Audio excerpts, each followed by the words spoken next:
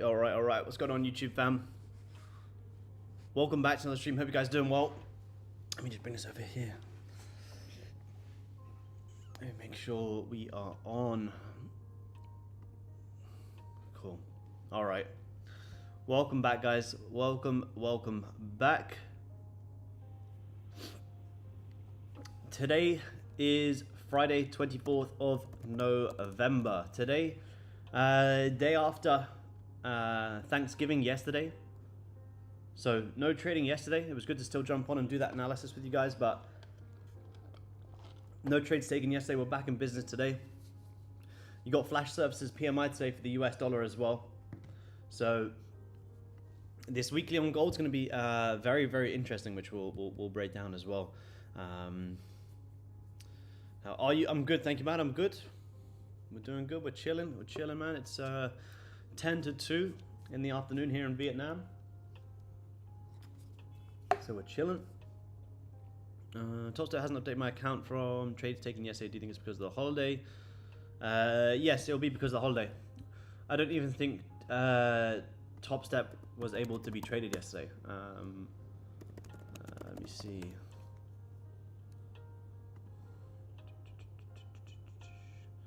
Yeah, so if you traded yesterday, you had to make sure all positions were closed by 12 p.m. Central Time, I believe. I believe futures markets were open for what, half the day yesterday?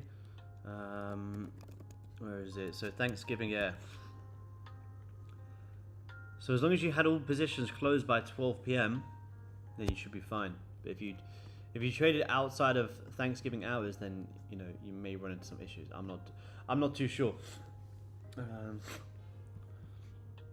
Top step for 3 hours until 3 hours, yeah. So stop to 12 p.m. and you could reopen it after 5. So you'll have to find out. Just passed my 50k combine. I'm on Express now. Good man. Good work. Very, very nice. Let me put. I don't know why it's quite dull in this room. Let me.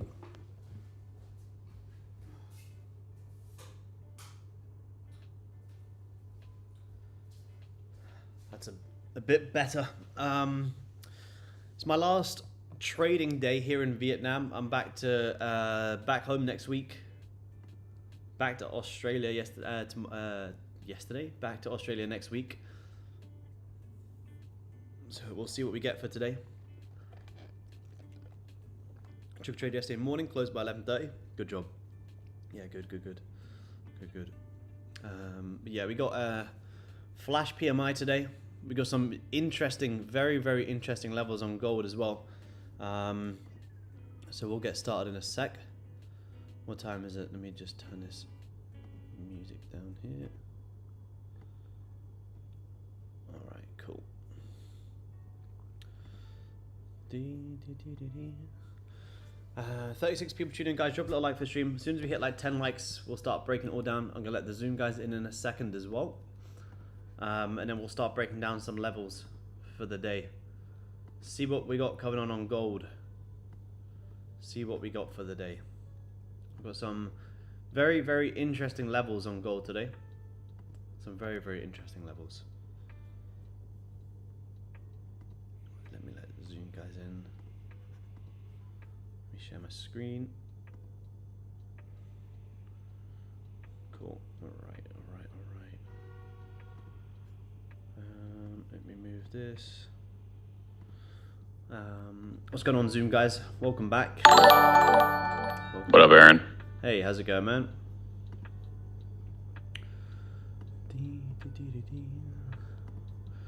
Alright, let's just do it. Hopefully you guys can be able to see my screen. Make it a little bit bigger. I'll clean this up. I'm gonna get rid of these. These are some alerts I was watching today, but I'm gonna clean these all up so we can look at some nice price action for today. I'll leave these levels on here. What time is it? 10 to. I'll wait 2 more minutes. I'll let a few more people join into the Zoom call. Just want to break it down, then we have to do it all over again.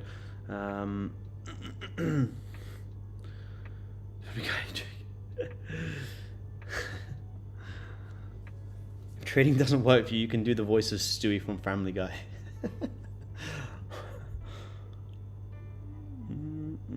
Before news, yeah, we'll have to see. Yeah, it's the first day. It's the first day back since Thanksgiving yesterday, so we'll have to see if the volume comes in here. But either way, whether we get a trade today or not, I have a lot of levels that we want to be watching for today. And we got some very, very nice price action coming in. So we could be onto a pretty good day today and a pretty good end to the week. This weekly close on gold is going to be very, very interesting. Let me just see if anyone's going to join the Zoom. If not, we'll just get started. There you go. One more. Just trying to. 2 more minutes. Head and shoulders. Yeah, possible. You got a little double bottom down here as well, which will break down. Which, if you're going to see gold have any sort of, retracement up to here, you're very likely going to grab these lows first. Because anyone who's trying to buy gold right now is probably trying to do something like this. So the likelihood of us coming to, wick out these lows is pretty high. But like I say, I'll break it all down in a second. I'll wait 1 more minute, 5-2, we'll start breaking it all down.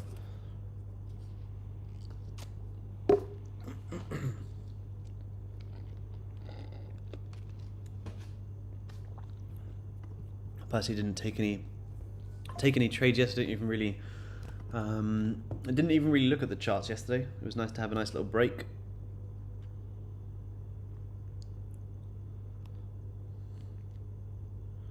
Let me just send this.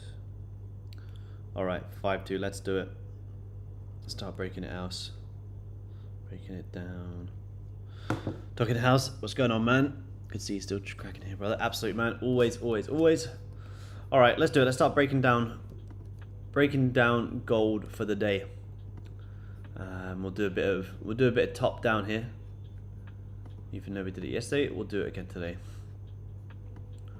I'll get rid of a lot of these levels. We'll clean it up again. Let's get rid of this, and let's mark on 1950. So here is. Let's go on the weekly actually. The weekly on gold's very, very interesting. I'll get rid of all these levels. You know, we'll start from scratch. So weekly on gold, as we know, faked out on 1950, come back up to retest 2000. Now we have, I believe, 1 more week left of this monthly close as well. And if you look at gold on the monthly, we've never actually closed above 2000. But regardless, even when we don't close above 2000, you always come up to re-grab the highs and tap back into like at least, you know, 2010, 2020. So we can currently see in October, we rejected 2000, we pushed down, we came back down, retested 1950, and now we've retested 1950 and started to pull back up. So if we're going to look at gold and look at every time that you have, I don't even need to draw on, I'll let George in. Every time you've rejected here, you know, you always come up, you reject, you grab the highs, you reject, you grab the highs, reject, grab the highs, reject, grab the highs, reject. What have we not yet done? We've not yet grabbed the highs. So, you know, even if gold is going to have a retracement back down into like 1900 or say, you're very likely going to see us wick out these highs. Now, how high that comes, we'll have to see. If we can come back up into these levels, that'd be an amazing trade. But even from where you're currently sitting right now, to come back up to re-grab last month's highs is like, you know, over 160 ticks, which is amazing. So this monthly on gold is looking very, very nice. And who knows, if you could close above 2000 on the monthly here on gold, that'll be the first time ever in the history of gold have we ever closed above 2000. You know, we came close to it here in what, 2011.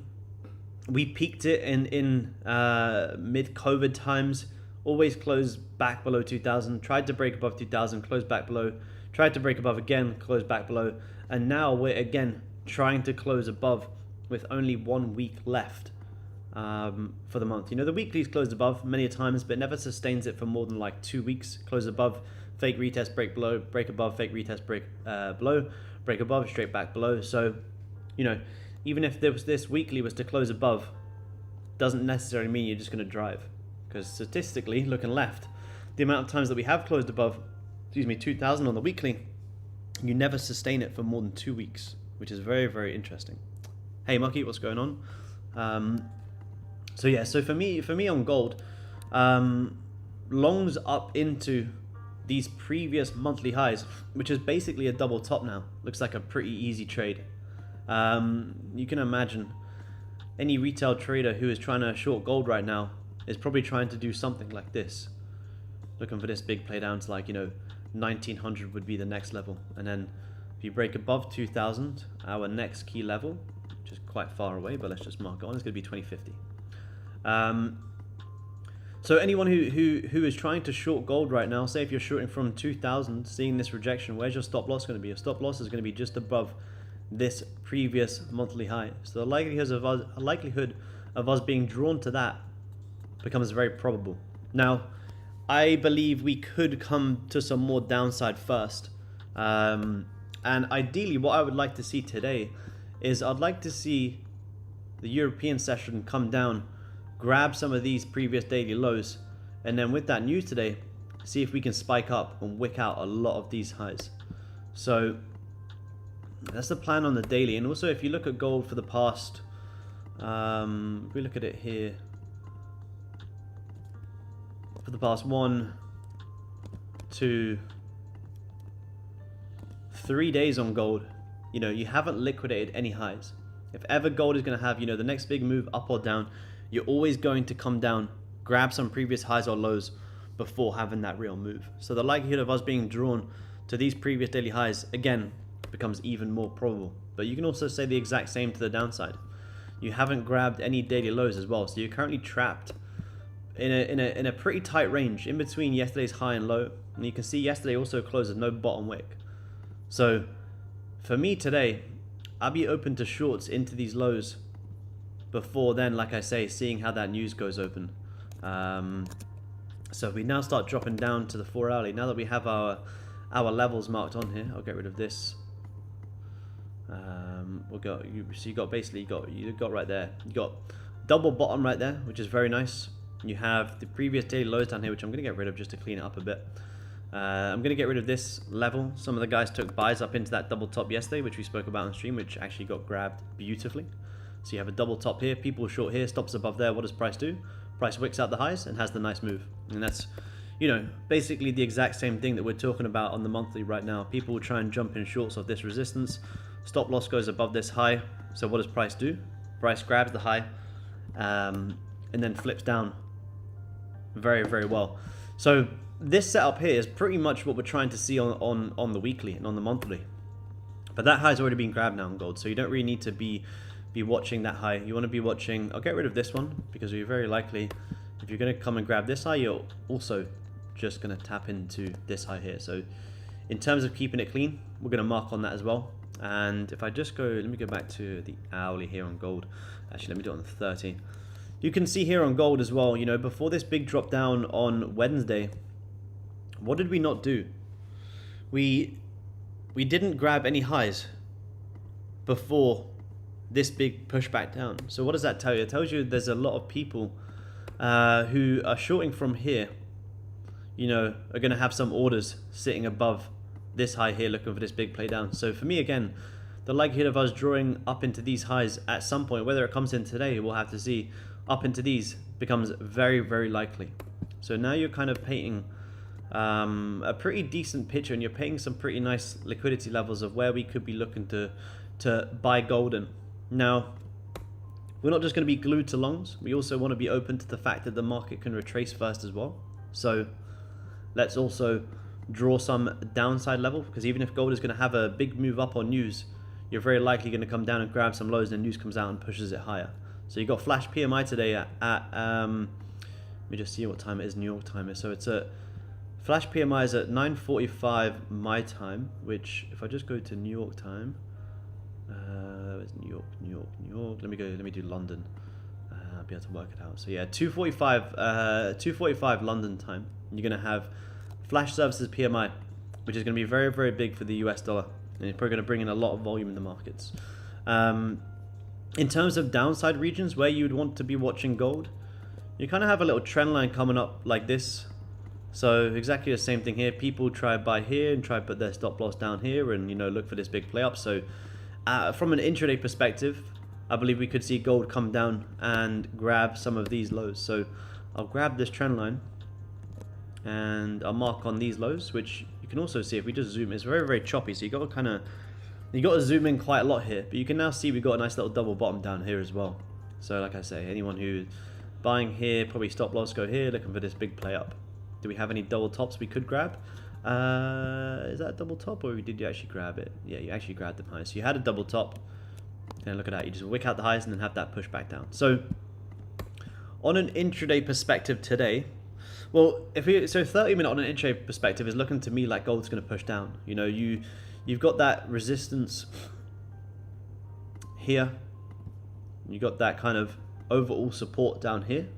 But if you look at gold on the 4 hourly is quite contradicting, because there's no real top wick on this current 4 hourly, with the previous 4 hourly closing bullish as well. But you know, you're in a pretty tight range, so one bullish close in a tight range means nothing to me. It means absolutely nothing. You can close bullish in a range and still close back bearish. It makes absolutely no difference. But it's more so the fact there's no real top wick on here just yet. So are we gonna see something like this before, you know, then doing something like this to potentially see something like this later on? Very possible. I think it's unlikely. It's possible, but it's unlikely that you're going to tap into these highs before that news today. So if anything today, the only real liquidity level I see right now is this downside. I've actually just noticed this was actually a triple top, which you have actually grabbed. So you had a triple top here, 1, 2, 3, wick out the highs, and that's when you have that nice push down. So we've now grabbed them highs. You've also now grabbed these highs. So a lot of these little little intraday levels to the upside has been grabbed. So that means the only levels left is the downside. So I only really want to be open to the fact that we could potentially see this. If I want to see buys on gold, I'm probably going to want to see a breakout into here. And then where would I be buying into? It's hard to say, because there's no highs for here to come and grab. You shouldn't need to come back up anywhere near this high today. If you come back near to this high, then you're going to come all the way up into here. But in my opinion, it's unlikely that that's going to happen in this London session. So personally, I am more open to shorting gold until we close back above this resistance. Little intraday double top here now as well. So if we're going to see a short back down, we want to see these highs grabbed before that retracement. This double bottom down here is actually really nice, because you've got another little double bottom right here as well. So there's quite a lot of confluences to see these lows spiked out today. You're just grabbing that little double top right now. So let's just see how we react once we grab this little double top. We'll wait for the first 15 closure of the session. But if we can, you know, wick out these highs and start to close somewhere back down below here, you could be open to shorting gold back down as these lows, which would be like 20 ticks. Amazing. Do you trade New York session or just the overnight? Yeah, I trade pre-New York. I mainly trade European, but I will also trade pre-New York. Like if it's a day like today, where price is very choppy and you got big news later on, it kind of makes more sense to wait for that news. And it's probably going to be like the the biggest move of the day. So if I get a good move in London, then I don't trade New York. I couldn't care less about New York. But if I don't get a trade in London, then yeah, I can watch New York. I don't really like to trade both too much. So, you know, I'll trade London for maybe like 2 hours, and then when I'm back home, when I'm on my trading setup in Australia, I kind of watch it whilst I'm like enjoying my evening. If I get a setup, I go upstairs and take a trade, but I'm not like glued to the charts scalping in both sessions, just because it kind of become too much. So let's just see how this 15 is going to close around these highs. See if you've got potential shorts down into these lows. If you start to close back down here, like I say, you could have a potential evening star, and you can have a little scalp like this, which is going to be a pretty nice risk to reward and a pretty nice trade actually.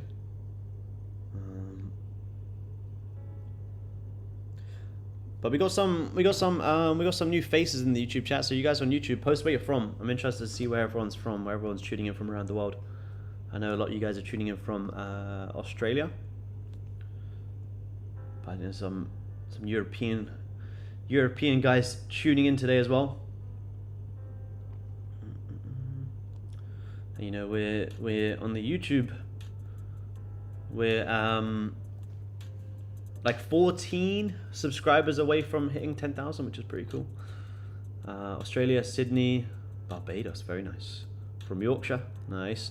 Hong Kong, very cool, man. Bristol, Slovakia, New Zealand, nice, Ken. I'll probably come over to New Zealand next year. Gold Coast, nice, Liam, nice. I'm not new, but I'm from India, good man. Sweden, South Africa, Finland, British living in Hong Kong. 2 guys from Hong Kong, that's pretty cool.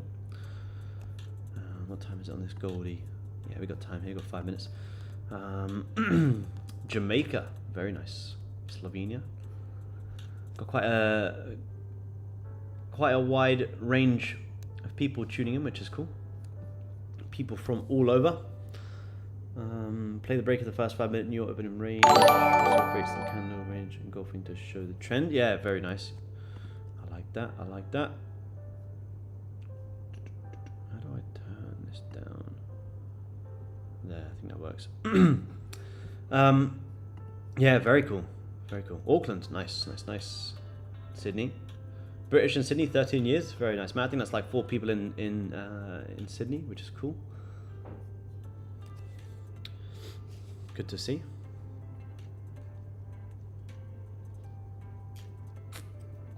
I got a video coming out on Sunday. Well, I'll try and have it finished by Sunday, of day trading here in Vietnam, and I did a little clip with one of the guys who's on the trip about his journey into full-time traveling and trading and taking the leap, and answering some of your guys' questions and how he was able to take that leap. So that should be pretty good. Washington State. We got another Washingtonian in the chat. Nice. Got a few people from Washington. I think it's like 3 now. Very nice. Do you only trade gold? Yes, I only trade gold. Yeah, I can. Break. Oh, look at that! See that on gold. Look at this. So we just wicked out that double top, and now you're starting to have a reaction already. I'm personally going to wait for the 15 close. It's unlikely that we're going to get like volume that's just going to drive all the way down here. So far analysis is playing out here, but let's just wait till we get this 15 close, 15 top wick, and you could have some nice shorts. You've just wicked out that double top as I expect, and you're already having some good volume here. Look at that. So just after grabbing that double top, you're already having a nice reaction of like 7 ticks. So anyone who shorts here, 1 minute stop loss above that high, retail traders got wicked out, and that's why you're seeing you having that reaction back down. And this is exactly what we're trying to do on the weekly and monthly right now on gold.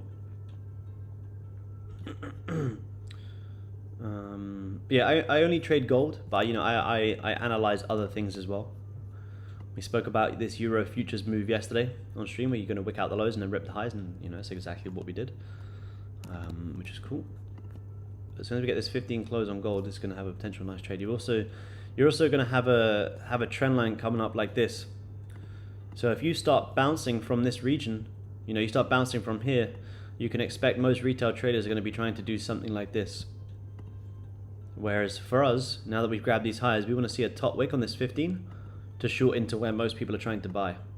Look at that, you're already getting a pretty solid 15 reaction off that, 5-minute reaction off just wicking out that little double top we just spoke about. So it's a pretty nice little clean scalp already. I'm in Tacoma, very nice. W Washington State. Perth and Oz, nice Tony, very nice. NZ, nice. Do you trade the Asian session? No, rarely. Sometimes, if I'm home in Australia, I'll watch it, but I don't like to, just because I trade London, so I don't like to trade. It's very easy if you're in Australia to sit there trading Asia, London, and trying to hit US, hit all 3, but by the time I get into like the London or US session, I'm pretty burnt out mentally, so I just like to stick to European and pre-New York. If I'm at home and I see a setup and I got the charts in the background, I'll take it, but I try not to. Yo. How's it going, man? What's up? What's up? It's been pretty quiet from the past 2 days. Sorry, man? It's been pretty quiet from the past 2 days. Yeah, very, man. Very. Had that Thanksgiving yesterday. Yeah. Where's you from? Let's we get some breakouts today. Yeah, I hope so, man. I hope so. We got some very, very nice levels to watch today, especially to the upside. Some very, very nice levels. If we can see some grabs to the lows today before the news, then that'd be great. Yeah. Chris from Wales, nice man, very nice.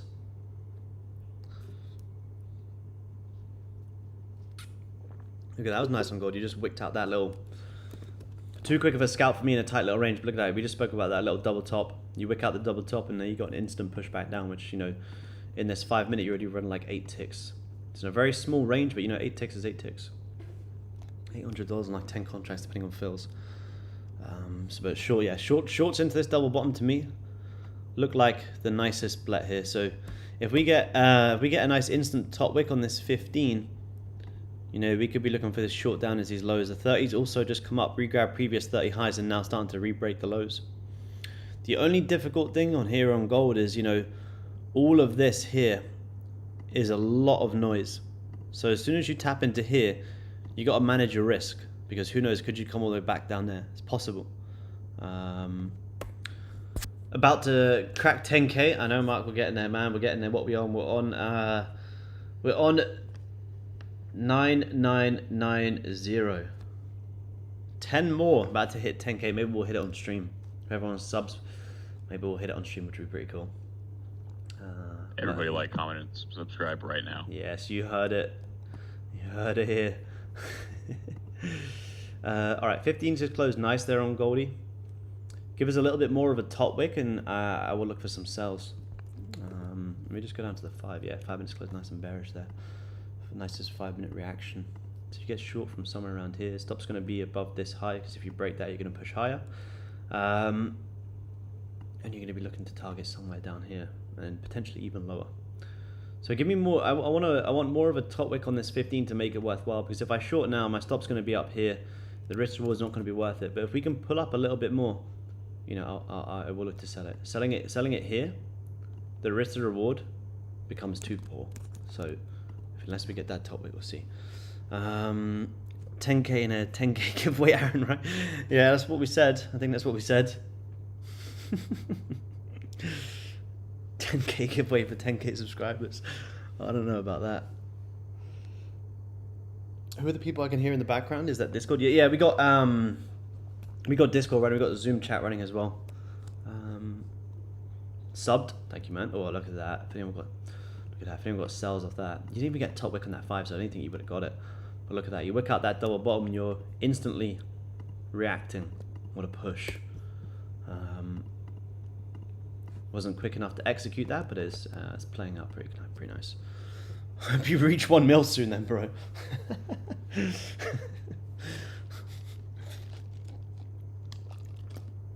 I will do some sort of giveaway at 10,000 subscribers. Maybe we'll give away like a month's access to Top Step or something like that. You know, we can do something for sure. Let me just grab my drink.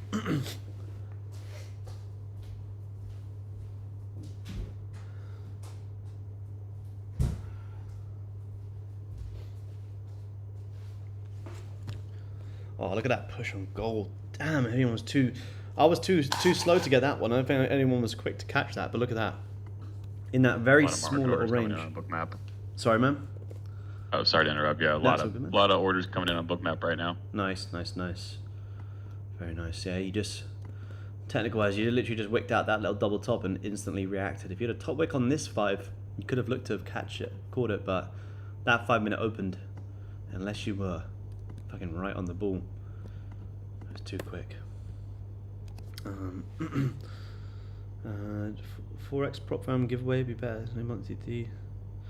Burden to the winner. Yeah, true, man. Yeah, if that's preferred. Is it nice in Da Nang? I've thought about it. Yeah, it's beautiful, man. It's beautiful.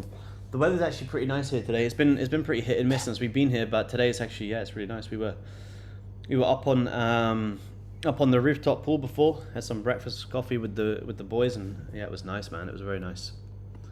It's a cool place. It's a very, very cool place. You can live pretty cheap if you want to stay here in Da Nang. Much cheaper than Thailand. Look at this tight range on gold. Yeah, much cheaper than Thailand. There's not a lot of tourists here, which is actually quite nice.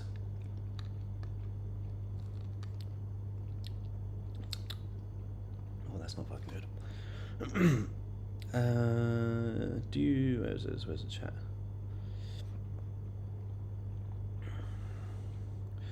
Do you look at the fixed levels for gold? So I have I have higher time frame levels where I look at 2000, 1950, 1900, 2050. Yeah, I look at them, but then my intraday levels that I've just marked on here. These are more liquidity levels, like double tops and double bottoms, where I just mentioned where anyone who's jumping in long from here is going to have stops down here, or anyone who is buying gold here is going to have stops down here. So looking for this big play up. So that's the only reason I'm looking for shorts down into this low, because that's where most retail traders are trying to buy, and that's where I'm trying to sell into. I was in it on the take of the double top. Yeah, very nice, man. Yeah, just wicked it out and had the nice drive. If you got in sells from here, you know, you really want to be managing a bit at break even, because you're already hitting like 15 ticks and you're tapping into that 30 level where I could say we could potentially react from here. You know, look how many times we've reacted and had a lot of noise from this region. Even if gold is going to break this level, you're going to see a lot of fuckery from this region. That's exactly what you're seeing. So you wicked out 30 highs, and now you're just wicking out 30 lows, still closing back in the range. See, look at that instant reaction.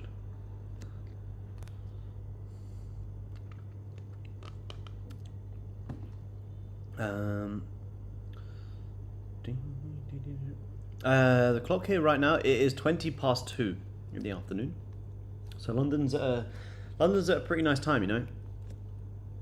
London's at a pretty nice time.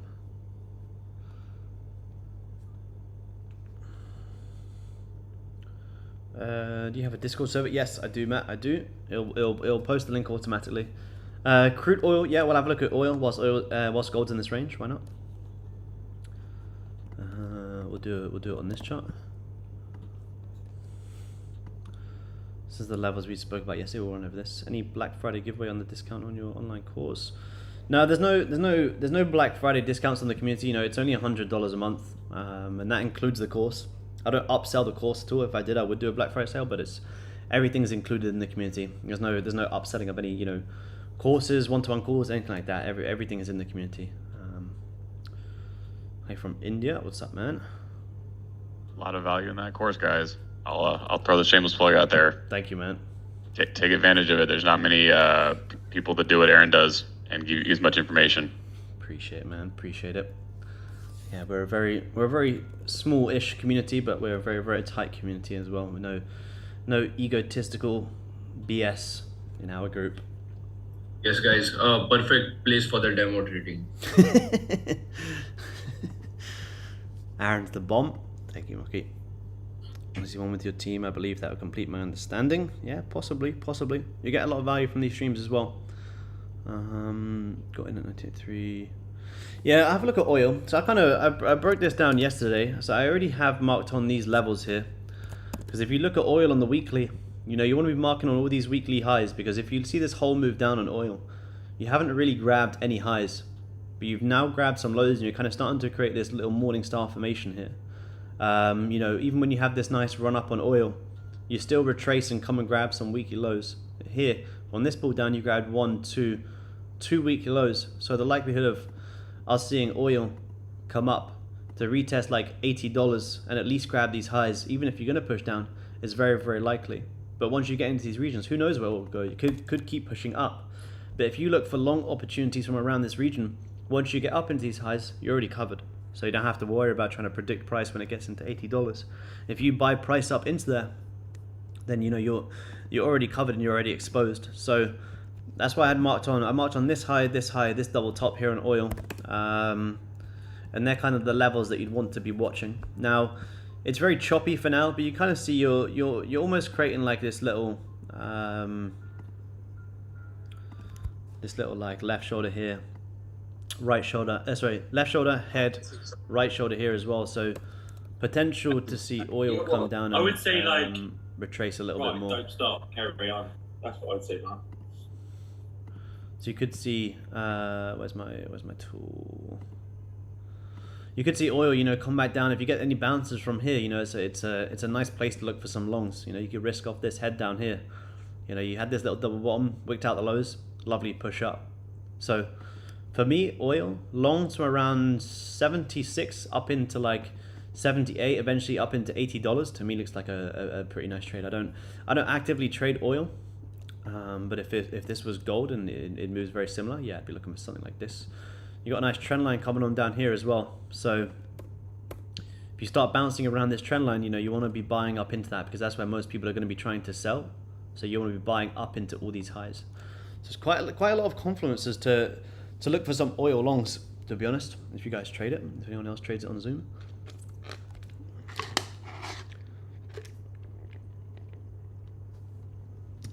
Like from India. Thank you, man.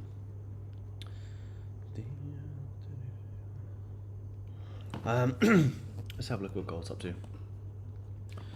Gold's still, yeah, gold's, let me see, because this 15 is probably going to close quite nice, but the 5's a bit choppy. So you've just come up, you've re-grabbed previous 5 highs. If you re-break this low, you're very likely going to push down. So if this was a true liquidity low, where you were grabbing the lows to push higher, you wouldn't come anywhere near this. So now you can basically be saying to yourself, if you re-break this low, then you're going to see a push down. Because if this was a liquidity low, like I say, you wouldn't come anywhere near it. But if you do break it, then it's not going to be a liquidity grab, it's just going to continue pushing low, and you're going to fill in some wicks and come down and grab this double bottom. So you've wicked out these highs, and that's probably going to give you a nice 30 close as well. You've wicked out the highs, now you have the lows down here. Let me just move this to the dotted lines. So if you break that, you could see a quick little spike. What's up, Aaron, Melbourne, Australia? Damien, what's going on, man? Good to have you on the stream. Now, I'm looking forward to getting back. I'm back to Australia next Tuesday. I'm looking forward to getting back to Australia for a little bit, or for a while actually. I miss my home setup. I miss my big screen. I like the travel trading setup. I do also miss my big screen these days.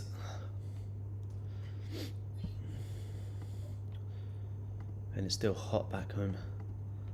Still hot in Australia. Do you miss holding swing trades on gold like futures? Even though I can do futures, if I was missing swing trade. Yeah, that's a good point actually. Yeah, I do actually. I do sometimes missing swing trading gold, because obviously on futures, you know, I can sometimes hold a small position overnight, but you can't hold big positions overnight because you need a lot more buying power. But I do miss it sometimes. Yeah, I used to hold some runners on gold for like 1,000+ pips. But it's in my opinion, it's more of a scalping market right now. So, and scalping is good, you know, because with swing trading, you kind of have to, it has to be in the market of swing trading. Whereas for scalping, you know, like I've just shown you here, like, you know, I could scalp this little 15 tick move down here and be done for the day. Whereas if this was swing trading, you know, I'd be waiting for like an hourly break above or below before I could even do anything. So kind of pros and cons, I guess.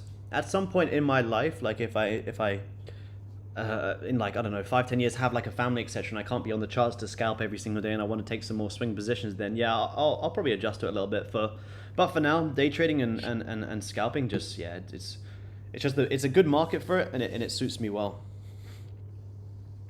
Whereabouts in Oz? I live in the Sunshine Coast, man. I live in Sunshine Coast.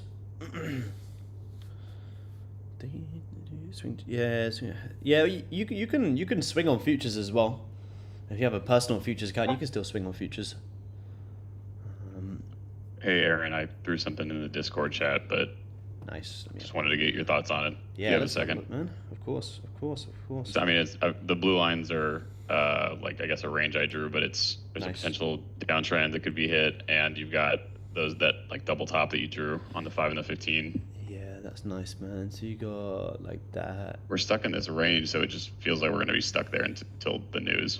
Yeah, almost. That's what I'm wondering, man. It's a nice trend line as well.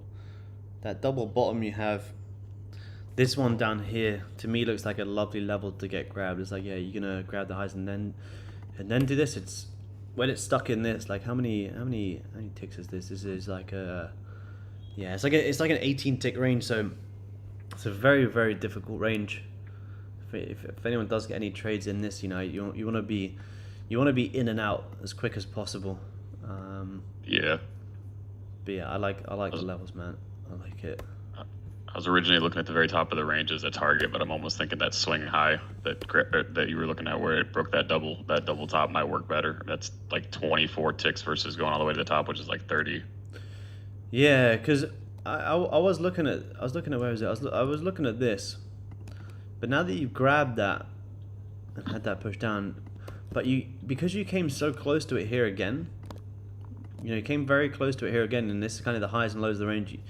You know, you may come and grab it again. I I would love to see us grab the lows before the news and leave, you know, this double top and these highs, because once you start grabbing these lows, now you've got this high to come and grab, and then you've got these highs all the way up here as well, which would, you know, be an amazing move. And I think if gold's going to have a move up on the news, then pre-news you'd want to see it creep down slowly and see that news come out, wick out some lows and have the push. Or if you're going to see the news kind of come out strong for the US dollar, then pre-news you'd want to be seeing, like, you know, something like this to then potential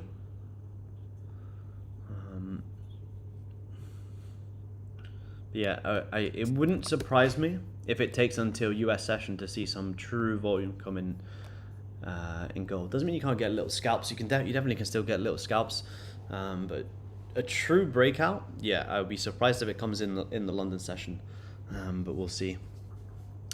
You just had a 15 closure there on gold. Do you apply ICT and FVG stuff like that? No, I don't really, man. No, I've watched a few of ICT's videos before. Some of it to me is just I just find it's analysis paralysis. You know, not to say it doesn't work, but for me it's yeah, I like my chart simple. You know, I could trade a chart just like this. Like you guys have seen, I just drew on a double top, and you know, I could have had like a 1500 scalp down there. I just like to double tops, double bottoms, you know, liquidity levels and support and resistance, and yeah, that, you know, that's pretty much it. When I was swing trading, I'd use a lot more tools, like, you know, I used to use fibs and loads of other different things, but now I'm just like, you know, intraday trading and scalping, I'm pure price action, to be honest. You know, I could sit here and trade a naked chart if I really wanted to. Most of the analysis I do draw on here is just so it's a visual representation for you guys. Like, I don't need to draw in these highs and lows to already know that a lot of people trying to short here will have stops above there, a lot of people trying to buy here will have stops below here, which I think is very powerful. Once you can, you know, get to a point of trading like a naked chart and just looking at pure price action, it's a skill that's, you know, very, very valuable. But no, not to say that stuff doesn't work. I just think it's a lot of people, it's a massive reason why most people fail these days, is they try to overanalyze too much, or they think they need to know some secret tool, like, you know, an order block or whatever half of these fancy names are. Whereas if most people just focused on pure price action, liquidity grabs and breakouts, you know, a lot more people would be more profitable.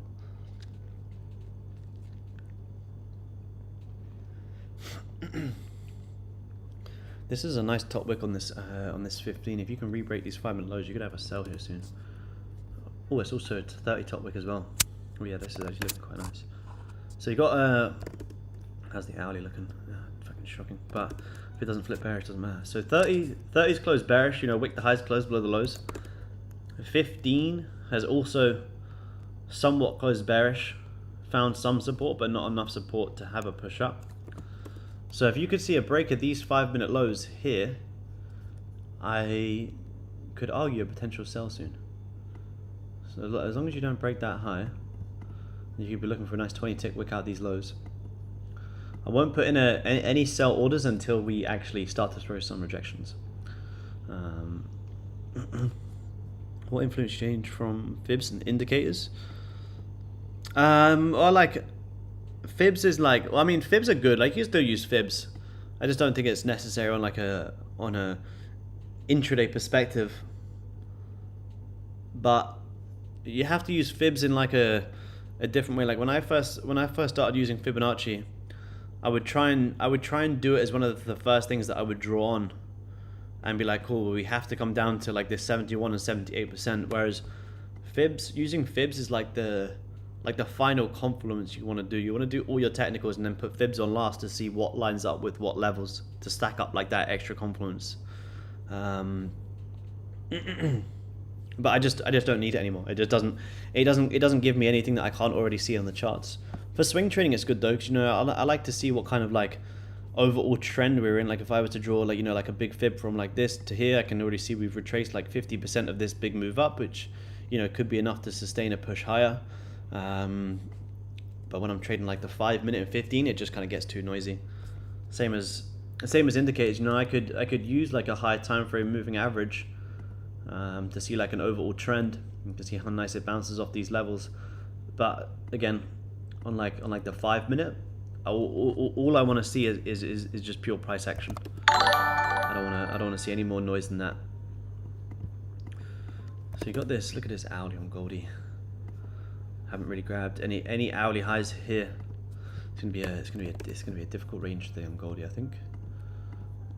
I'll continue to watch the 5 minute, but we kind of want to be, you know, understanding that this right here is the reality, and this is only a it's a about 27 tick range, which is okay. Not the best, but it's okay.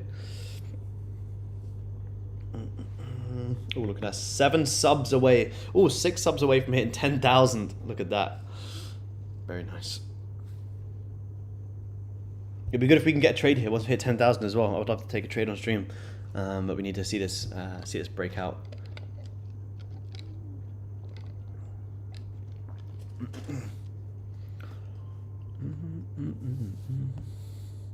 Remember, this 4 hour doesn't really have a top wick as well. 4 hour doesn't really have a top wick. It's got some support and resistance up here. This 4 hour is not going to close until like 10 AM London time, so you still got like 2.5 hours, so I'm not too worried about it just yet. But this is the range we're playing with for now. Let me.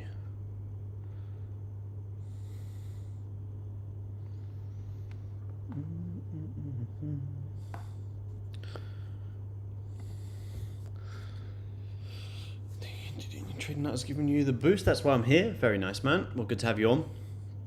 Hopefully you take some value from these streams.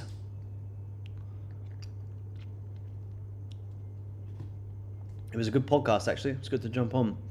I've never really done a podcast before. You know, I've been trading for like 5 years, but only recently started just sharing journeys on YouTube more. So it was cool to actually jump on a podcast. And Cam's a great dude as well, so it was a great chat actually.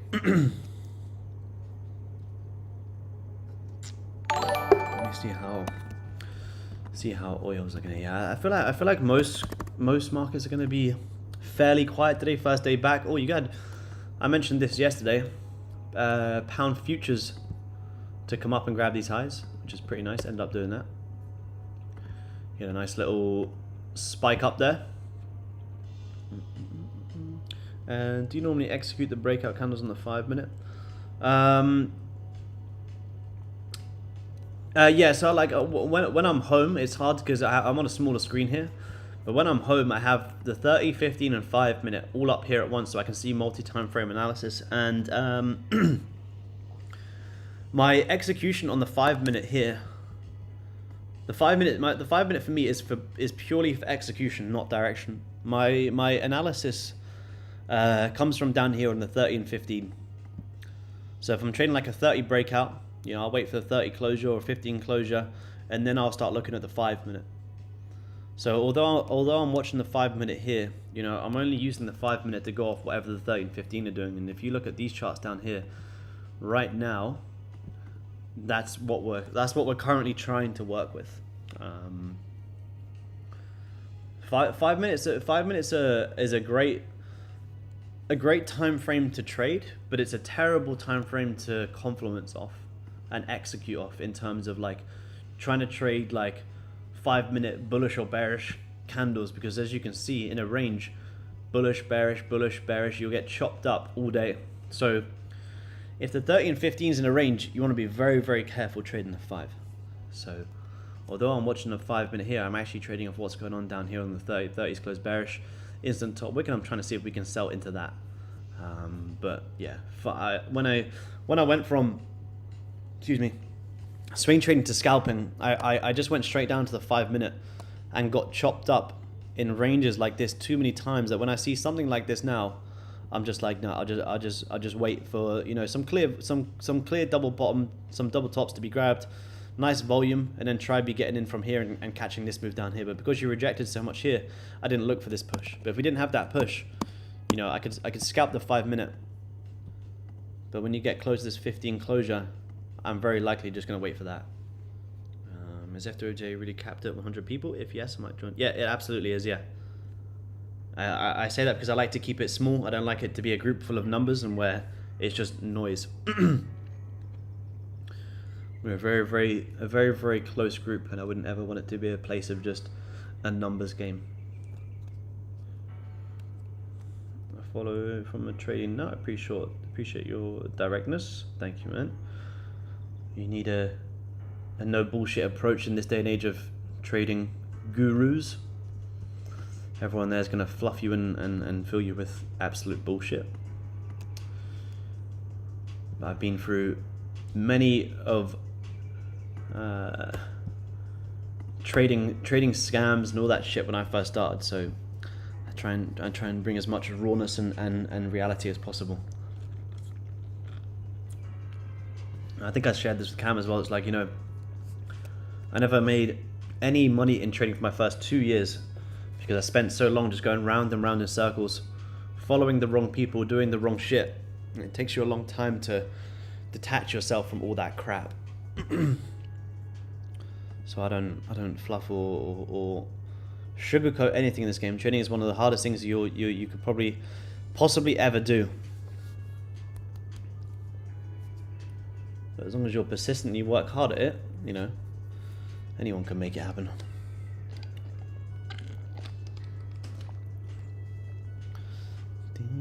Five minutes closing bullish here. 15 still at some big resistance. So it's the same as the 30. 30 is kind of leaving this little potential 3-pin pattern here. It's very hard to see because it's so zoomed out. But if you break this 30 high, you're going to push higher. But if you respect this, you could push lower.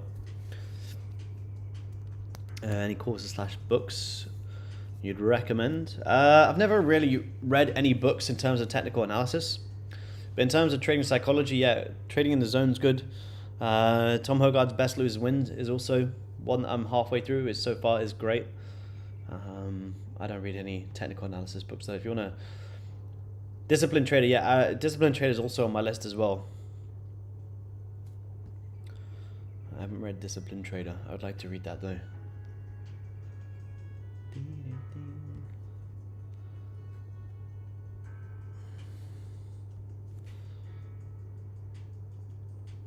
Let's just see this. It's going to get us 15 close on gold in like in 3 minutes here. Let me just see how this Owlie's looking as well. Owlie's looking incredibly doji.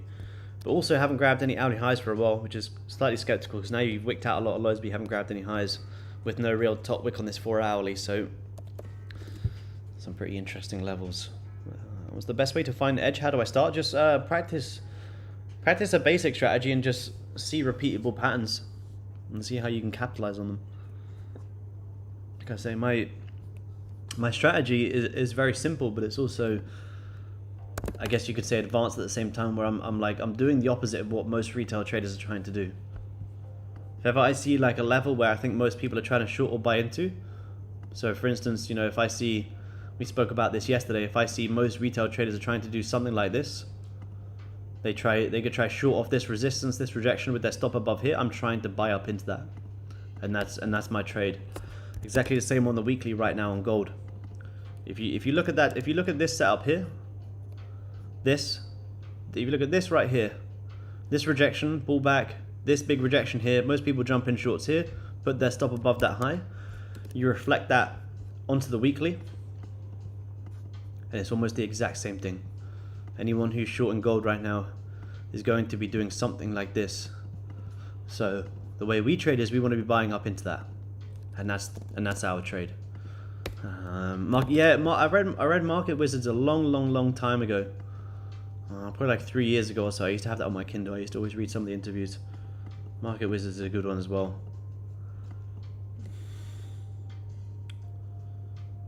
I've never, like I say, I've never read any technical analysis books, but trading psychology books are the best. I think trading psychology is probably one of the most interesting parts of trading.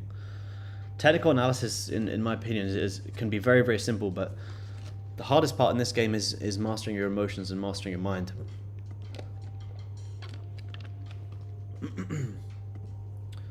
But in terms of trading courses, you know, it depends on your level. But I would just jump into something like Baby Pips, or, you know, tune into these live streams.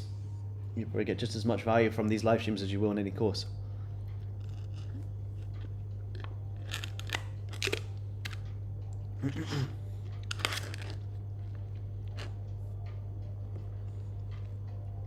And mastering discipline, yeah, absolutely. Discipline is very, very key. I shared my broker statements with the guys in the community from when I started this futures account in August, and I've been very, very disciplined on this account.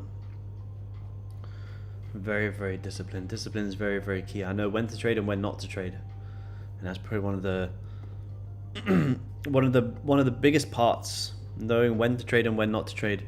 You want to be trading in this. You don't want to be trading in this. I mean, you can take little scalps in here. But you're not going to get as high of a probability setup as something like this, where you grab some highs and have this push down. And I'm very disciplined in that sometimes, in the sense that, you know, if I'm seeing something like this, and I'm waiting for like a closure above or below, sometimes I will just literally, like you guys saw before I started breaking it all down, I have alerts set. I'll have an alert here and I'll have an alert down here. Until my alert goes off, I won't do anything. If my alert does go off, amazing, I'll fire up the charts and see if there's an opportunity. But yeah, discipline and patience are very, very key. Subscribe. Hope that's 10k. What are we at? We're at 999. Look at that. We're one away. Patience is key. Yeah, patience is key. Absolutely, man. Absolutely. What's your opinion about ICT strategy? Did you trade ICT before? No, I don't trade ICT, man. I don't really have an opinion on it. You know, I'm sure it works. I don't think it's for everyone though. Like I say, for me, it's analysis paralysis, and I think for a lot of people, they don't realize it's analysis paralysis. You try and do too much. You want to be keeping your technicals simple and focusing on your execution. If you overcomplicate your technicals, you're going to hesitate more, and hesitation is what kills most retail traders.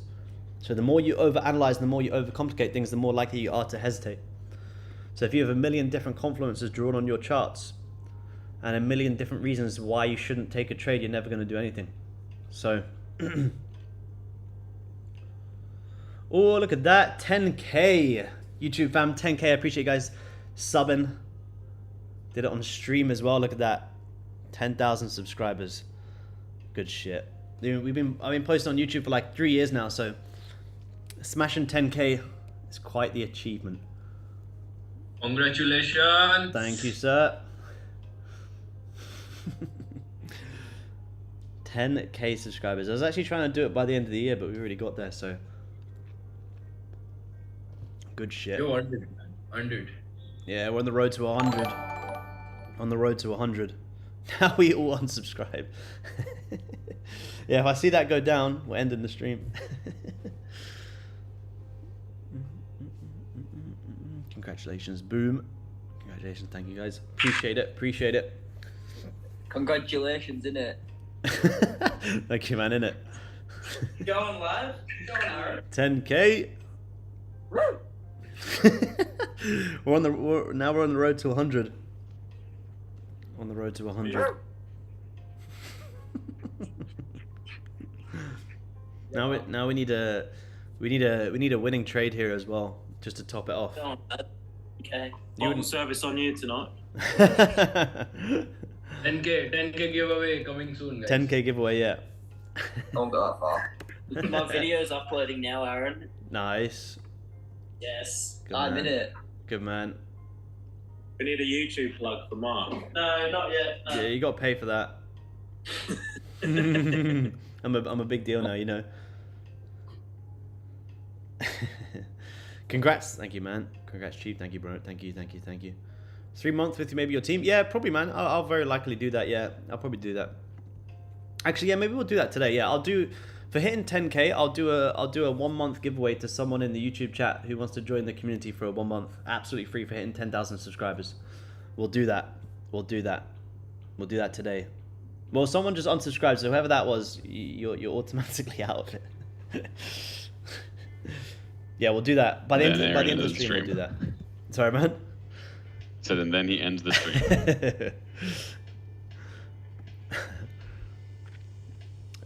Do more interviews. Yeah, I will at some point, man. I will at some point. But yeah, by the end of the stream, I'll pick one of you guys on YouTube to come and join us for the month in Discord for free. I'll pick one random person. Just post in the chat and I'll randomly pick a name after. We'll stop and we'll pick a name. We're gonna get this 30 close here soon on gold. It's starting to leave a nice rejection now. We need a trade to top off hitting 10k as well. I would love to short gold into these lows, like I say. 15-minute trend line starting from 22nd November. I might take that out first. Yeah, there's a lot of levels to grab. Don't worry, subscribed again. There you go. Thank you, man.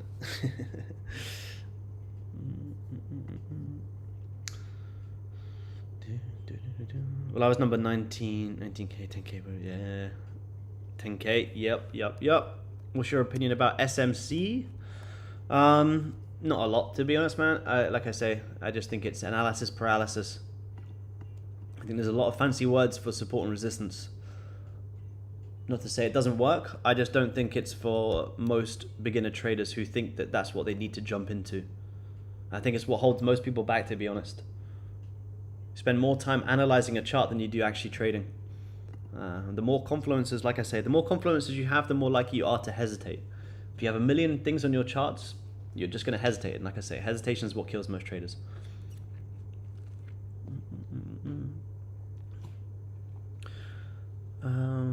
Concepts have a resemblance of ICT and SMC philosophy.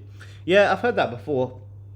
My analysis is literally just breaks of highs, grabbing highs or lows before a real move, and breakouts into that, and that's it. Like I've got a lot of liquidity highs today on gold, and you know, as soon as we get breakouts into them, that's amazing. That's going to be my trade.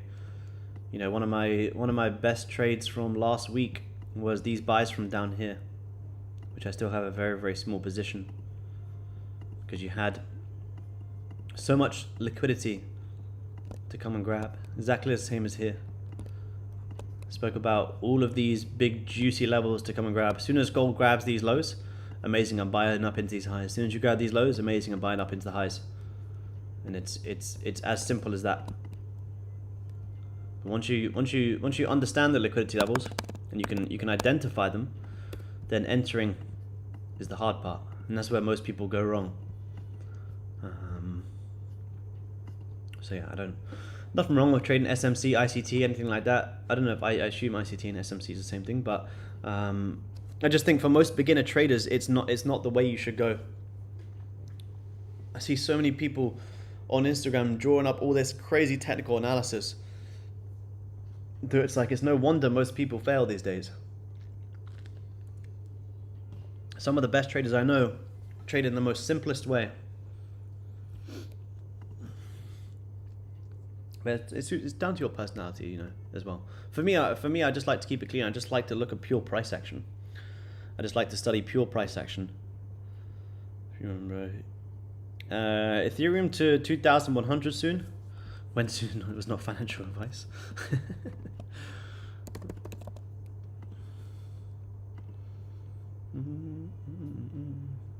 Yeah, crypto's been on quite a big pump recently, hasn't it? XRP's already started to fall off a little bit. I personally don't hold any crypto at the minute. But yeah, it has had a nice bounce. Look, Bitcoin bouncing off like 25,000. You know, now coming back up into like 40,000. It's like a 60% return, which is amazing. A very, very nice return.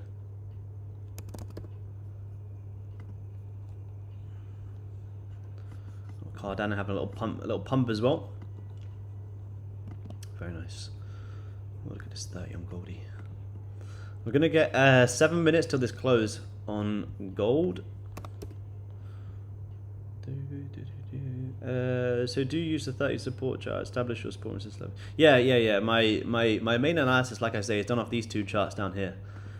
It's only because I'm on my laptop screen, so I just have my chart on one chart. But when I'm on my home screen, yeah, this is how I have my layout. So I can see the 30 and 15 and 5 without even needing to flick through loads of different charts. It just kind of makes your life a little bit easier. 5 minute close, no bottom wick, instant top wick. Do you follow Roy Ann? I do not. I don't know who that is.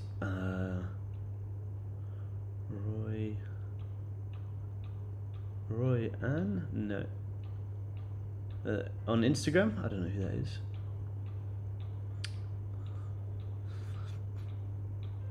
Abor Matic, 0.45. Very nice, man. Up 200% on Solana. Very good, man. Take some profit. If you make 100% on crypto, man, take some profit. It's going to dip back down at some point. You can rebuy back in for more. And then you follow an overall market structure. Nah, not. I mean, to an extent, yeah, but not really. Like the way most retail traders trade market structure is probably the way you don't want to trade. Like most retail traders will be looking at something like this right now. I mean, and thinking something like this is gonna happen. Whereas for me, you very likely see gold do something like this, pull up like this, and then you just see it completely do this. Like overall, yeah, you know, like once I have my, like for instance right now, like I know where gold's gonna come and tap into on this daily. So once I have my levels, I'm just executing on the intraday time frame into that. And just simply waiting for breakouts until then. Right now, you know, it's very, very difficult because we've got 30 in this very, very tight range. Day after Thanksgiving with very, very big news later on. It's real trading charts. It's like, yeah, send his Instagram, man. It wasn't, no one with that was coming up.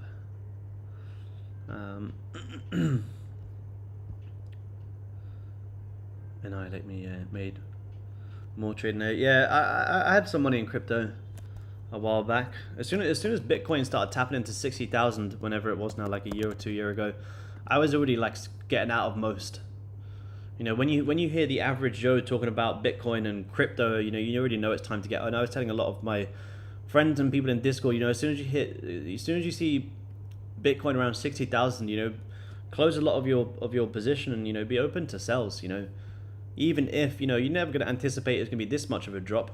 But even when you're up here, you know, you're always going to come back down and, you know, retest these levels. Like, technical analysis on crypto is way simpler than it is to analyze currencies or commodity futures. Like, it's way more simple.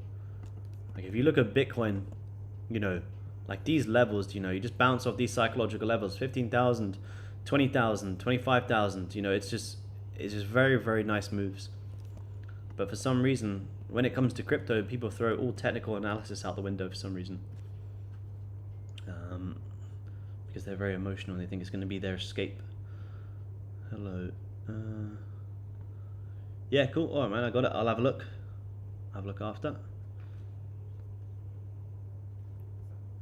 But yeah, crypto can be good. I had some money in XRP on the pump a couple of months back now. On this little pump in July. I had some money in XRP, but I'm already fully out of that position.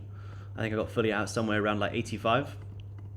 Took like a 60% gain or something, and then was happy with that. And take your money and dip. Take your money and run. Coming up to 8 AM London time. So if we see that London open with some volume, amazing. I don't like this tight range that we're sat in right now, but if we do get this breakout and shorts into lows, you know, it would be very, very nice. But look at this 5 minute. Bearish, bullish, bearish. That's what I'm saying. You know, if you and look at this, bullish, bearish. If you try and trade gold on the 5 minute, but the 30 and 15 is in a range, you've got to be very, very careful because it can do this all day long. Like I say, I would love to short gold, but I'm not going to try and be the first one in here. Never try and be the first one in the markets. Let the trade come to you. If we get a nice strong closure, amazing, we'll take it.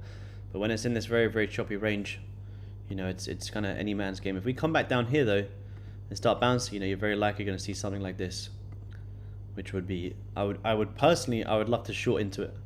Short into it, hold some positions, hold some little runners, and then you can see some longs later on. 2 minutes. All right, guys, give me 2 secs. I'm going to run to the toilet, and then we'll wait for this Audi close.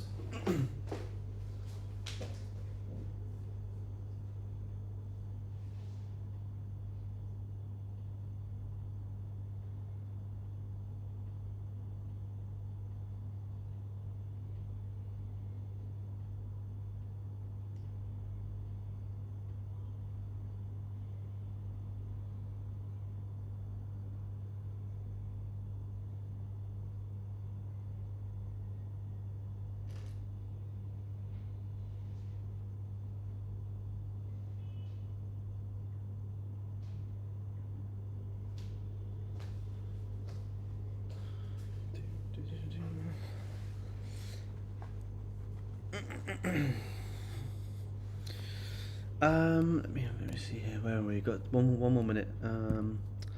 What do you think of EJ? We'll take a look, man. I'll wait for this hourly close and we can have a look at EJ. Personal question: what is your biggest loss in a day? Let's have a look over the past few months. Well, I'll tell you what it is in like a month or something like that. What's my biggest loss in a month? Why can't I go on? Let me load up Ninja.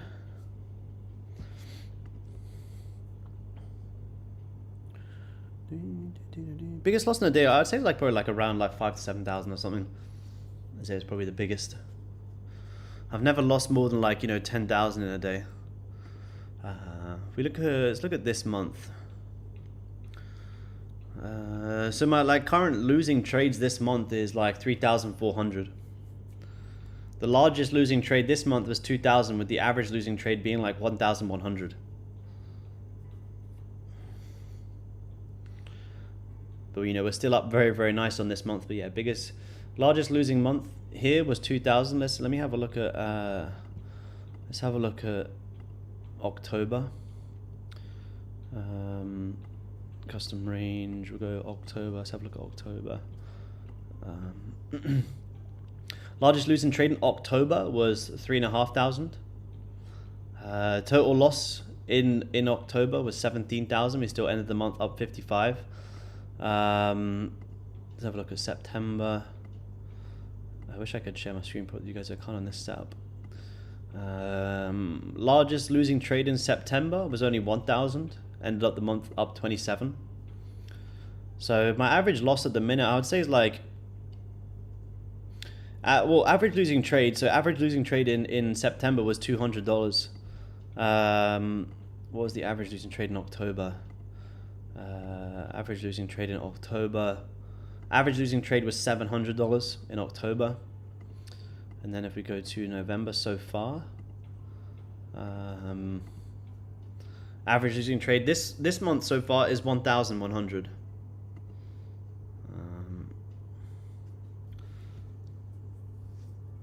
So it kind of fluctuates. I'm on average trading like 10 contracts on gold. So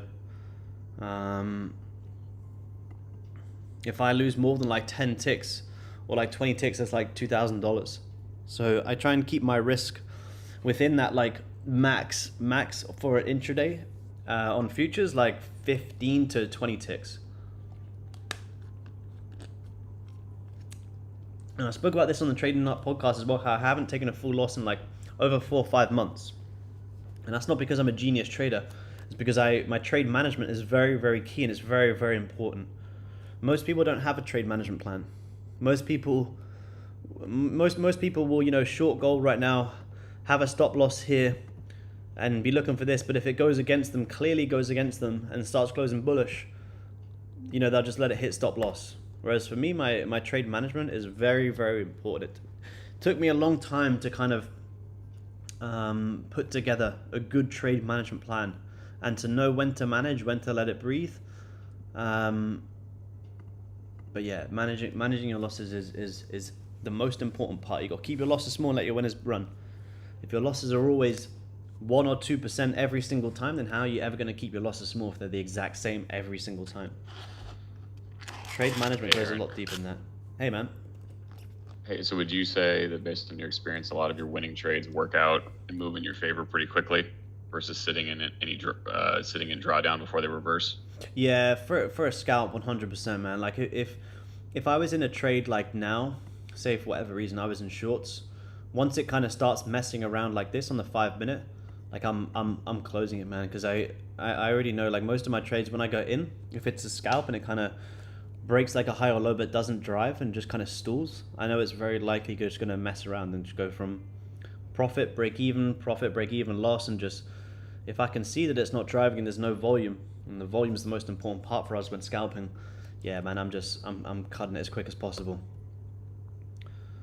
I try and identify low volume on gold and ranges as quick as possible, because one of the worst, and this is just for me, one of the worst trades to be in is if I'm seeing my P&L go profit, loss, break even, profit, loss, break even for like half an hour. I find it incredibly mentally draining that it's not worth jeopardizing my mental capital in that aspect. Like if I can just see I'm in a trade, it's not driving, it's not having volume, I prefer to just cut it and wait.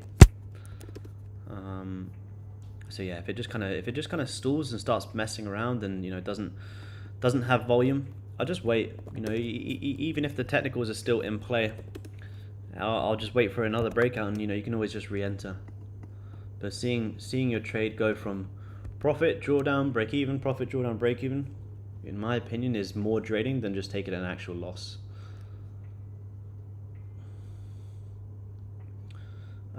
Do you know how did your strat perform before 2022? My shows also worked really badly. Yeah, good. I've traded pretty much the same concepts of like gold grabbing previous highs or lows before a real move for like since I started trading gold. So for me, it's worked for like over 4 years. Obviously, I adapt every year. You know, things I was maybe using 2 years ago, I don't necessarily use now. You always have to be adaptive with it, but the overall, you know, plan, yeah, I have used for a long time.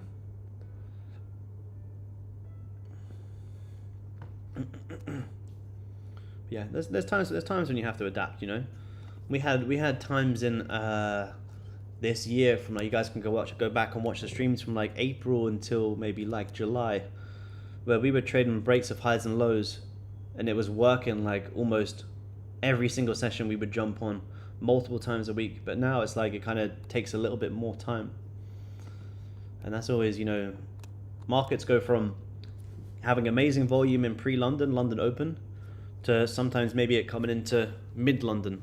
It's just market cycles, and it can go from coming into like pre-New York to, you know, sometimes mid-New York.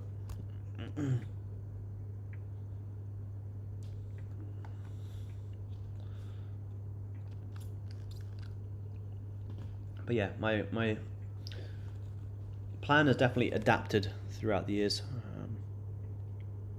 I watched all 2 of those years. Good man, very nice. You always got to adapt to that, and that's why you'll either love or hate trading. You'll never get your trading to a point where it just becomes easy and you don't have to be adaptive.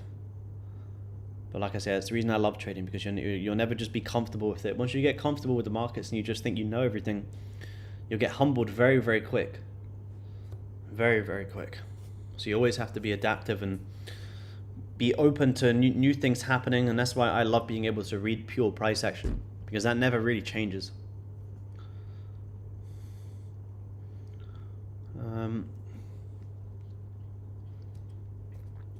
Plan of action with gold today.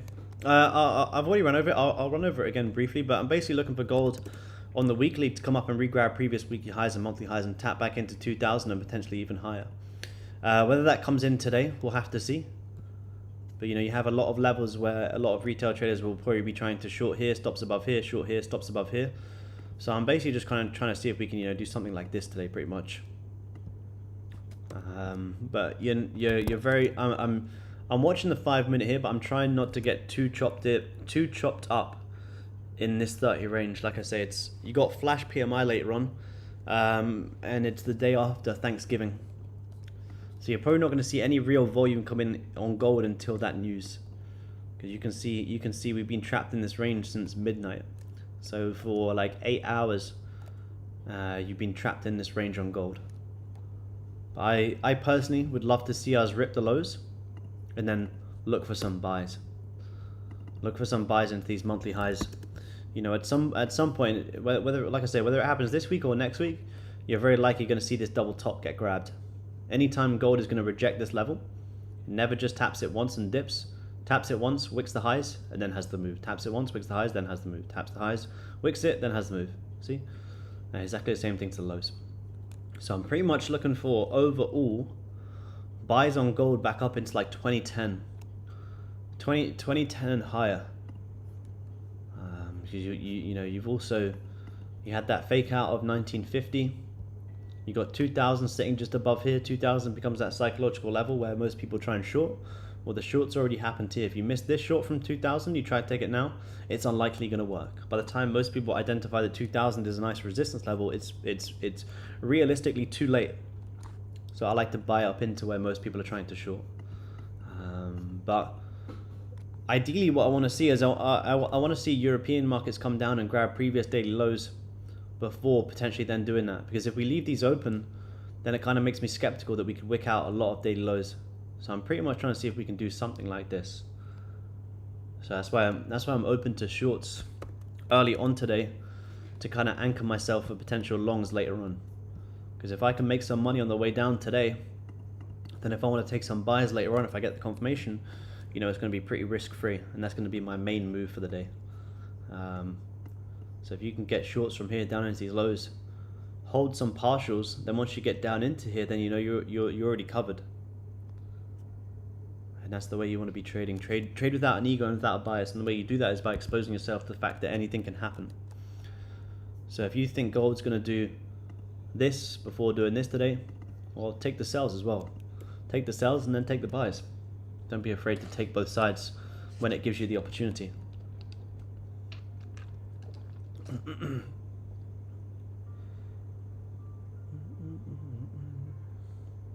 But I move a big portion of the move a lot of time, but consistently nonetheless. Yeah, it's alright. You know, you're never gonna sell from here and cover down here. Yeah, it's never the aim. But as long as you're not micromanaging, then that's good. You know, it depends on what you're doing. If you're scalping, you know, scalping 15, 20 ticks is great. If you're day trading, you know, you probably want to go for a little bit more. If you're swing trading, you definitely want to go for a little bit more.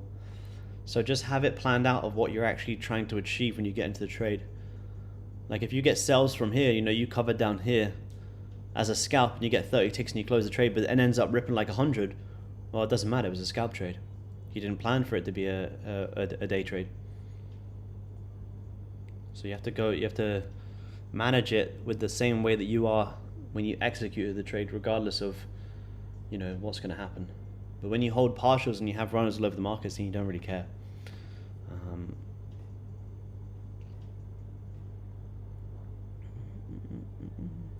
I was asking about, would you describe your style as more mechanical or discretionary? I found that my entries are mechanical.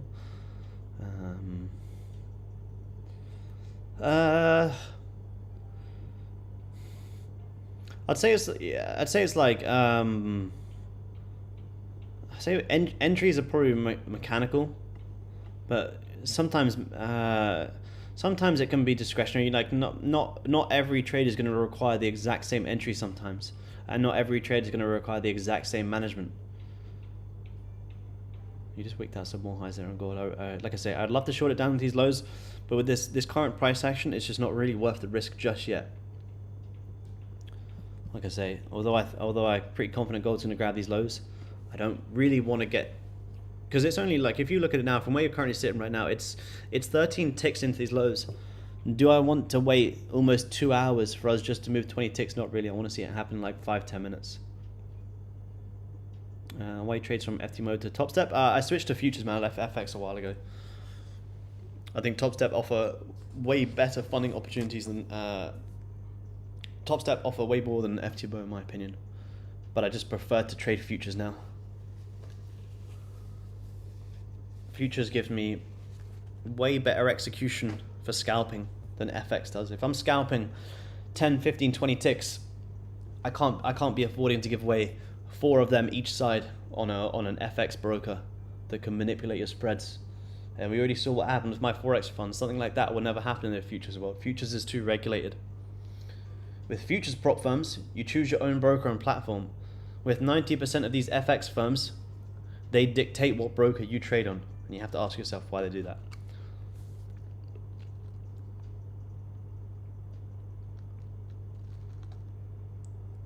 My age and how long have I been trading? I'm 28 years old. I've been trading for 5 years. 5 gone up to 6 actually. But yeah, I'm 28. 28 years old. I'm getting old, me. I'm getting on. Getting closer to that 30, which is pretty scary.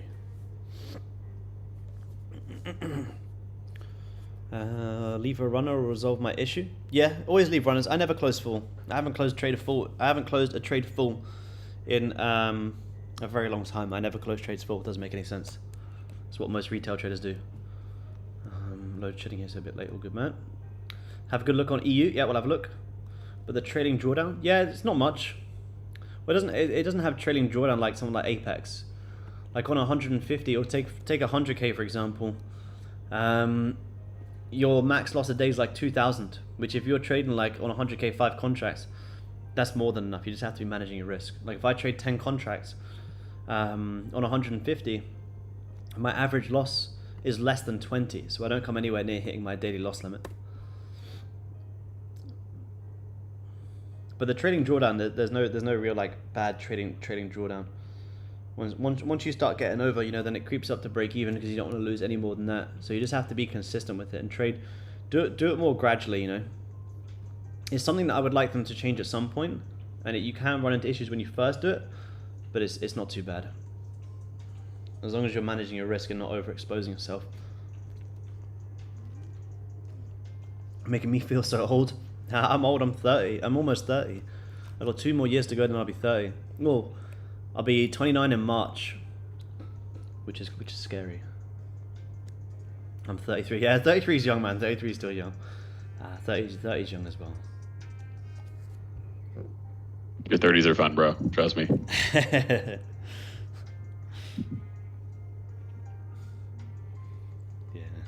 I started trading towards the end of my degree when I was about 22 years old. Old 66. Nah, that's good, man. He's still on the grind. 30 at the best. Yeah, very nice. Yeah. Where am I traveling to next? I'm going back to Australia after this. I don't have any travel plans. Probably till, you know, next year sometime. I want to get back to the main setup, get back to the grind, and then maybe go somewhere like Europe next year, or maybe go to New Zealand or something for a little trip. I have no travel plans after this. I've just been Bali, now here in Vietnam. So yeah, time to spend some time at home. 21, third time around. Very nice. I wish I started trading when I was 21. I say I started trading when I was 22. But when I say I started trading, like I said, I spent the first like 6 months following signals and following absolute bullshit. So I'll say it's probably like, you know, 23-ish since I started actually taking trading properly. Online Australia has huge spiders. Yes, Australia does have big spiders, but it has a lot more pros. I think only about maybe like 3 months into where I moved to in Brisbane, we had a massive snake in our garden. It was exciting.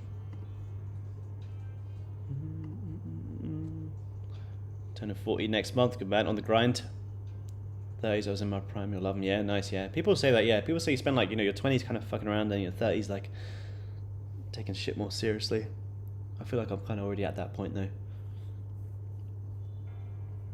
Taking any trades this morning? Nah, I almost took some sells, man. I wanted to take some sells after we grabbed the double top, but we started to already reject. Now you're kind of wicking the highs and wicking the lows. I want to sell into these into this double bottom, but the risk reward in terms of volume just currently isn't really worth it. You know, like you could be looking for something like this, but the risk reward now is just going to be a bit shit. You may come down, dip into these lows, but you got to be break even here. So if you're risking 18 ticks and your break even point's only 10, it's a bit aggressive.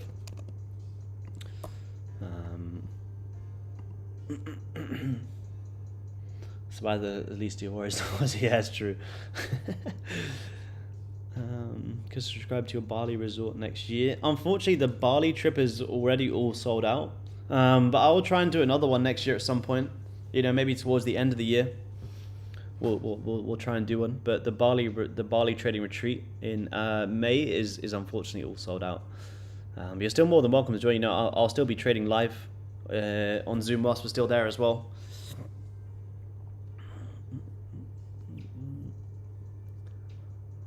Start when I was 17. Very nice, man. 17 is a very young age to get into trading. Don't take it too serious at that age. Although I wish I started trading when I was younger, I was nowhere near mature enough to start trading when I was 20. I was going out and drinking every other day.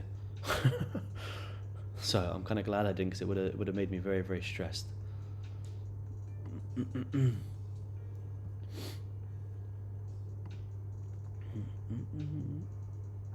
Do you think all signal services are trash? Nah, you could follow. The thing is, you could follow some signal services that are consistently profitable, but you're never going to become a full-time trader following signals. No. If you follow someone's signal, and you take a loss, you're not going to take responsibility for that loss, and that's one of the most important things in trading is taking responsibility. So if you take a loss, you're just going to blame them. You're not going to take responsibility for the fact that you pressed that button, you took that trade. And if they go on a losing streak, you're going to think they're a bad trader. Or you're just going to be lost. Or if they all of a sudden say, I don't want to trade openly, publicly anymore, you're going to be struck on what to do. You're never going to learn how to trade by following signals. That's why I prefer to do these live streams. I'll trade live. I'll take my positions live. I'll show you what I'm doing live. But it's not like a signal in the sense that buy here, stop loss here, TP here. You can see everything that I'm doing. But I'm not going to spoon feed people like that. I want to show you why I'm doing it and how I'm doing it so people can learn how to do the same on their own. Some of the best traders in our Discord who are funded with multiple accounts are funded because they execute their own positions and they understand the way that they can trade. Drop bears. Yeah, Google drop bears. They're probably what you'd want to worry about the most. Harry, 10k subs. Let's go. Yeah, we got there, Harry, man. We got there. We did it on stream. Yeah, you need to be very careful of drop bears. Can you do a traveling tour for traders next year? Yeah, I can do, man. Yeah, I've got a lot of traveling videos. I'll probably have a new one coming up on Sunday as well.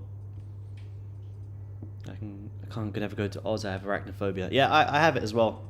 It's not that bad, honestly. I've seen like a huntsman once. Well, I don't know, you leave them alone. And they leave you alone, to an extent.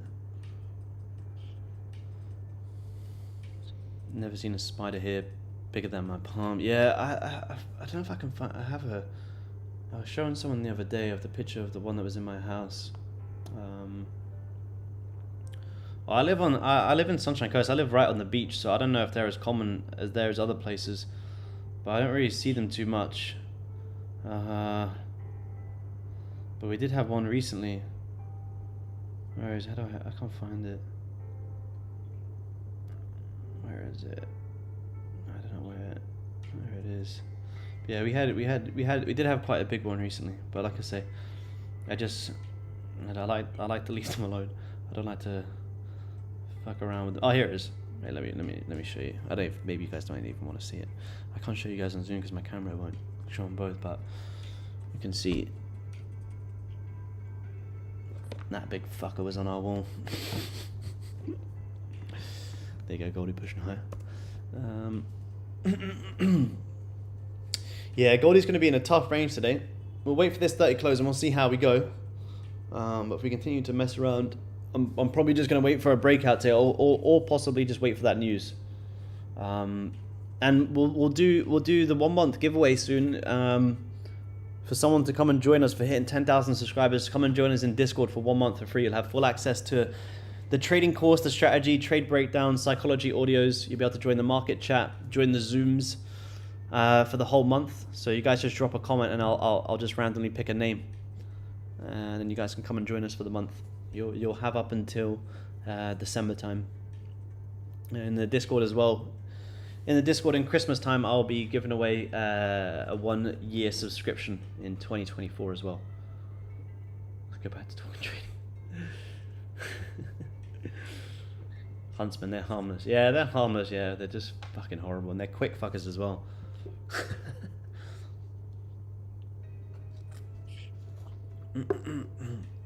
Great giveaway, yeah. Thank you, man. Yeah. Yeah, gold is just in this range. You know, I'm pretty much, by the time we get this 30 close, I'm going to set an alert above here and set an alert down here, and I'm probably just going to wait till they go off. I wanted to scalp some shorts down to come and grab these lows, but you know, you can see here, if we had taken a trade or taken a short, we would have done what I said, where we go profit, break even, drawdown, profit, break even, drawdown, and it can just do this all day long. So I'm going to be disciplined in the sense that I'm going to wait for a closure. So we'll wait for this 30 close. If it doesn't break out, we'll pick the giveaway, and then we'll come back again next week and do it all over again. But we'll wait for this 30 close, and like I say, you guys just drop a little comment, just whatever you want, and I'll randomly select one. News coming up for gold. Yeah, you have flash PMI today at 2:45 London time, so I think that's probably going to be the biggest decider of where we're going to go today. You're probably going to have, I personally, for you guys who are staying on to trade, I would wait for New York today. Wait till you get some volume. I wanted to see if London Open could bring in some volume, but as we can see, this is the range. We'd be trading over Christmas. Yeah, I'll be trading up to Christmas, man. Yeah, I'll be trading until like, well, what days does it fall on? Yeah, I'll be trading up until like, you know, 20th of December, something like that. It depends on volume, you know. Sometimes you can actually get some decent volume around Christmas time. So, you know, if we continue to get volume, yeah, I'll trade all the way up to it. I don't mind. I'm always at home on the charts anyway. So obviously, Christmas Eve day, Boxing Day, you don't want to be trading. But anything outside of that, if you get some good volume, yeah, you can still jump on the charts.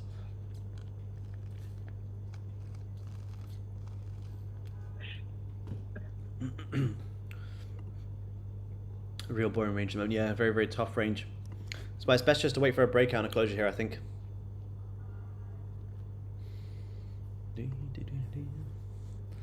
I'll do the giveaway in 5 minutes in this 30 closure for hitting 10k subs. But if you guys on Zoom, I'll probably update with a market call once we get some more price action and breakouts here.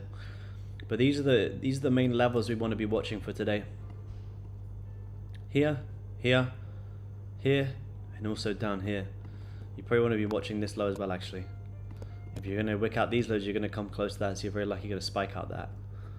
So you want to ideally you want to see price grabs and daily lows before you can see this push up. Or, you know, depending on how that news comes out, you could just, you know, keep going lower. So you want to be open to sells as well. But, you know, if news is going to bring volume, it could just do this, or it could just, you know, grab some highs and just kind of range and maybe take until next week to get that real move. How do you develop patience when I look at the markets? I just know that my trade is always around the corner. You know, I may not have taken anything today, but I could still end up the day like 2,000-3,000 later on once I get that volume. So my trade can come at any point. I just know when not to trade and when to trade, and you just have to ask yourself: are you going to find a high probability setup in this?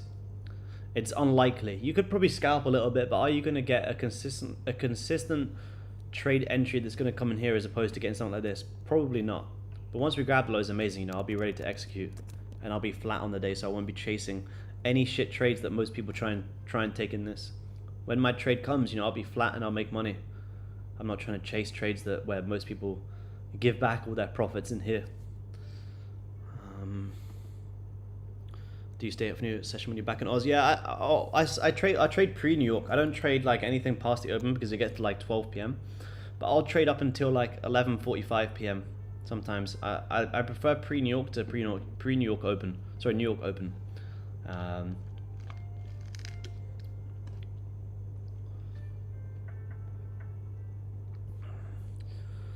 All right, I'll pick someone for the giveaway. I'll hide this and I'll just scroll up and down and scroll down and just stop on someone's. Alright, here we go. Let me start it. Let me refresh it because this is lagging. I don't know if you guys are. Everyone post one more comment and I'll refresh the screen and I'll stop it because I think your guys' comments are delayed. Let me refresh the screen. You can just post anything. It'll just be a letter or anything. What's happening? We're doing a 1 month giveaway in the community for hitting 10,000 subscribers. So just drop a comment. It doesn't have to be anything. You can drop a W, whatever. I'm just gonna in 2 minutes stop on someone's name and you guys can come and join us for the month. There you go. Now everyone's commenting. Cool.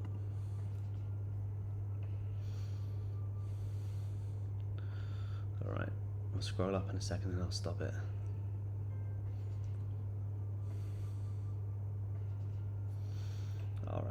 All right, let's go. All right, I'm gonna scroll up and I'm just gonna scroll down and see where it stops. Stopped on Andy. Andy, who commented, yay. Drop me a message on Instagram, man. Prove it's your YouTube, and you can come and join us for the month of December and trade live free. Get full access to myself, the community, the course, everything. So I can't see your YouTube at, but Andy with the pinned. Drop me. I am Andy. Yeah, everyone's gonna now claim to be Andy. So what you click the likes, but yeah, drop a little like as well, guys. No trades today in this little shitty range. But I'm gonna let gold do its thing. So for you guys on Zoom, I'll update you guys with the market call once we get more price action and more breakouts. But be watching all of these levels today because we could get a move later on. So Zoom guys, I'll chat to you guys in Discord in a bit. Enjoy the rest of your day, guys. Talk to you soon. Thanks, Mark. See you, mate. Bye bye. See ya. Bye. See you, man. Bye bye. Yeah, YouTube fam, Andy, drop me a message on Instagram, prove it's your YouTube channel, and I will give you 1 month free access into the community. But for you guys on YouTube, appreciate you guys letting us hit 10,000 subscribers. We'll be back again next week. I'll be streaming from Tuesday to Friday because Monday I'll be flying back to Australia. So I'll be back on stream on Tuesday or Wednesday, depending on when I land. And hopefully we'll get some more price action, some more volume. We'll be able to actually take trades live on stream. But I appreciate you guys taking the time to tune in. You guys have my levels as well, so be watching them liquidity points. Go back to the start of the video where I break it all down, and you could be in for a good day today. Gold still could have some very, very nice moves. But guys, enjoy the rest of your Friday. Appreciate you tuning in, and I'll see you guys next time. Peace.